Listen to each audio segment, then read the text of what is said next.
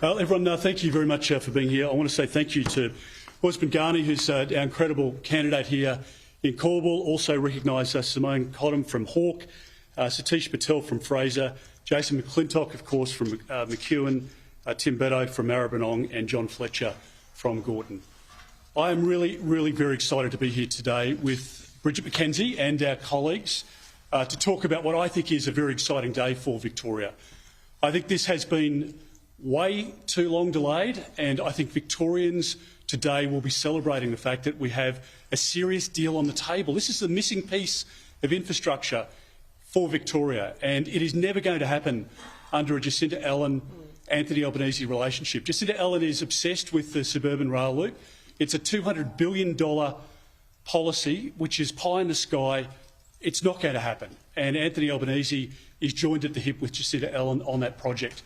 We have committed, as Bridget points out, an extra $1.5 billion, which takes our contribution to 50% of the $13 billion required for this project.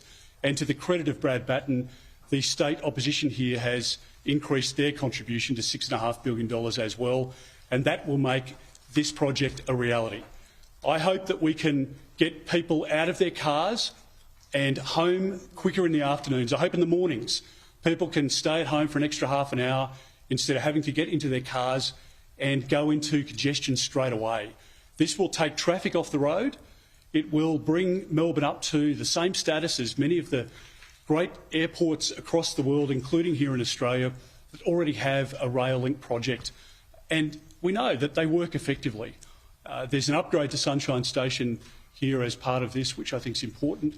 The other point that I'd make is that we are committed to making sure that there are extra projects here, infrastructure, road and rail projects in Victoria that can be funded as well. And that's exactly what a coalition government would be committed to. And I'm very happy to take any questions. $1.5 billion for the airport rail, the $2 billion you'll take out of the suburban rail, that will be redirected. So this looks like a net spend from the coalition. Where will the savings come from to fund this commitment? Well, we take money out of the suburban rail loop because we're not, I think like most Victorians, not believing a word that comes out of Jacinta Allen's mouth. So we take that money will be redirected, and there will be, well, there's already $5 billion on the table. There's an extra $1.5 billion that we're providing, and there's money that comes out of sort of the gold-plated option that was on the table for Sunshine as part of the SRL. We don't proceed with that, but as Bridget pointed out, we upgrade Sunshine, but not to that extent.